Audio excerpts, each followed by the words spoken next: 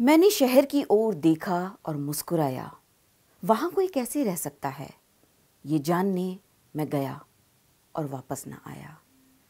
ये कहते हुए मंगलेश डबराल जो एक बार पहाड़ों से उतरे तो दोबारा फिर पहाड़ों पर बसे अपने घर का रास्ता वापस न तलाश पाए। नमस्कार दोस्तों, मैं हूं दामिनी यादव और आप देख रहे हैं हिंदी की बिंदी। कविता की इन पंक्तियों के माध्यम से आज हम जिस कवि को याद कर रहे हैं वे हैं मंगलेश डबराल, जिन्होंने हाल ही में इस दुनिया को अलविदा कहा है। 16 मई 1948 को टिहरी गढ़वाल के काफलपानी गांव में जन्मे मंगलेश डबराल जी की शिक्षा दीक्षा देहरादून में हुई थी और उसके बाद रोजी रोटी की चिंता ने उन्हें दूसरे शहरों की तरफ रुख करने को मजबूर करके उस नदी की तरह कर दिया जो पहाड़ों से उतरते हुए तो अपने रास्ते के हर पत्थर को ठोकर से उड़ाते हुए तेजी से अपने रास्ते आगे बढ़ती है, लेकिन फिर समतल लगते मैदानी रास्तों के पेचोखम में उलझकर धीरे धीरे सवालों से घिरती जाती है और फिर सवालों के ही एक ऐसे समंदर में गिरते हुए बहुत से सवाल अपने पीछे छोड़ते हुए हमेशा के लिए विलीन हो जाती है, खो जाती है। हालांकि मंगलेश डबराल जैसे कवि कभी खोते नहीं, उनके शब्द उन्हें हमेशा जिंदा रखते हैं। उनकी कविताओं में समय, समाज और इंसानी सरोकार से जुड़े जो सवाल हमेशा मुखर रहे हैं, उनके उत्तरों की तलाश एक लंबे युग के हिस्से में आ गई है। अपने निजी जीवन में बेहद सादगी से जीने वाले मंगलेश डबराल ने सामाजिक तानों बानों की बेतरतीबी को अपने शब्दों की जबान दी। उनके 6 काव्य संग्रह प्रकाशित हुए थे। पहाड़ पर लालटेन, घर का रास्ता, हम जो देखते हैं, आवाज भी एक जगह है, नए युग में शत्रु और उनका अंतिम काव्य संग्रह स्मृति एक दूसरा समय है। अपनी कविताओं के लिए मंगलेश जी कहते थे कि उनमें रोटी सा स्वाद होता है, लेकिन समय के साथ रोटी स्वाद खोकर जरूरत बनकर रह जाती है। कविताओं के अलावा उन्होंने गद्य भी लिखे थे, जिनमें एक बार आयोवा, कवि का अकेलापन, लेखक की रोटी और उनका यात्रा संस्मरण एक सड़क एक जगह के नाम खासतौर पर याद किए जा सकते हैं। कवि मंगलेश डबराल एक सजग पत्रकार भी थे और प्रतिपक्ष, पूर्वग्रह, अमृत प्रभाव आदि पत्रिकाओं से जुड़ते हुए उन्होंने जनसत्ता और सहारा समय जैसे समाचार पत्रों पर भी अपने काम के माध्यम से अपनी मजबूत छाप छोड़ी।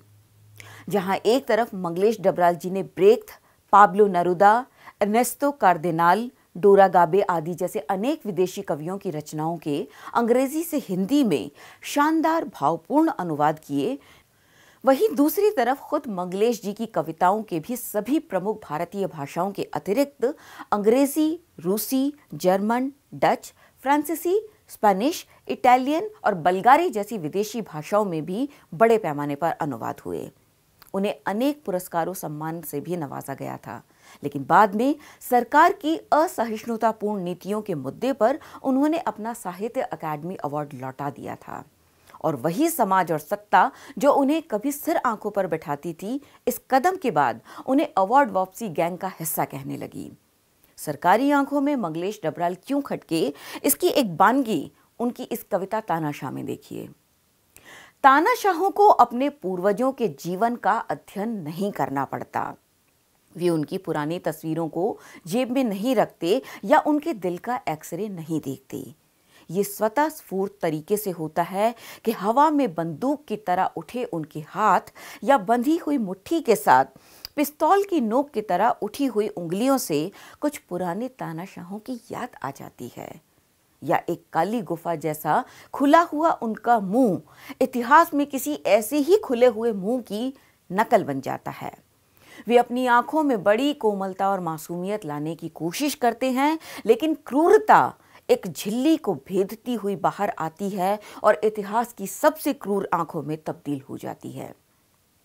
तानाशाह मुस्कुराते हैं, भाषण देते हैं और भरोसा दिलाने की कोशिश करते हैं कि वे मनुष्य हैं, लेकिन इस कोशिश में उनकी भंगिमाएं जिन प्राणियों से मिलती जुलती हैं, वे मनुष्य नहीं होते।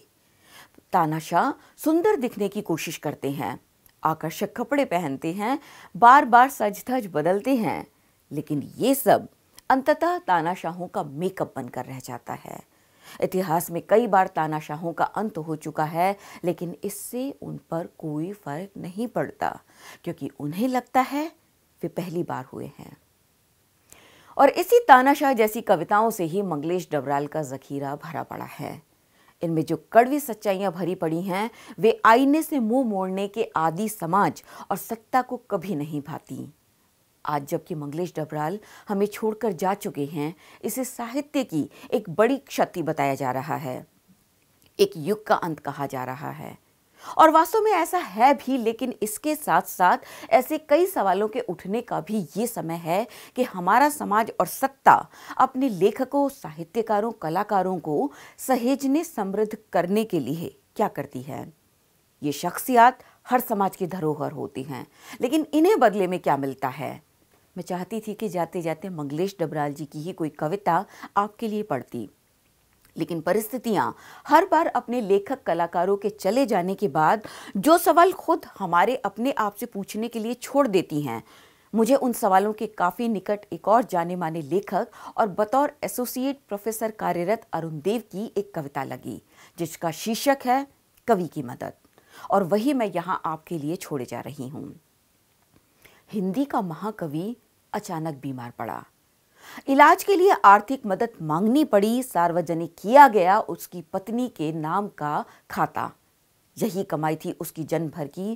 कितना ताकतवर दिखता था अपनी कविताओं में हमारा ये कवि, राजनीतिक सत्ता की खुली आलोचना करता हुआ, धार्मिक रूढ़ियों पर घन चोट करता रहा, बंजर में भी भाषा के सौंदर्य की वनस्पतियां रोपता उगाता रहती थी। कुछ कवियों की नजर उस पर हमेशा कि अब गिरा कि तब गिरा, लो ये गिरा, गिरा गिरा गिरा, यहाँ वहाँ, वहाँ वहाँ, कच्ची पक्की नौकरियों से जैसे तैसे काट ली जिंदगी।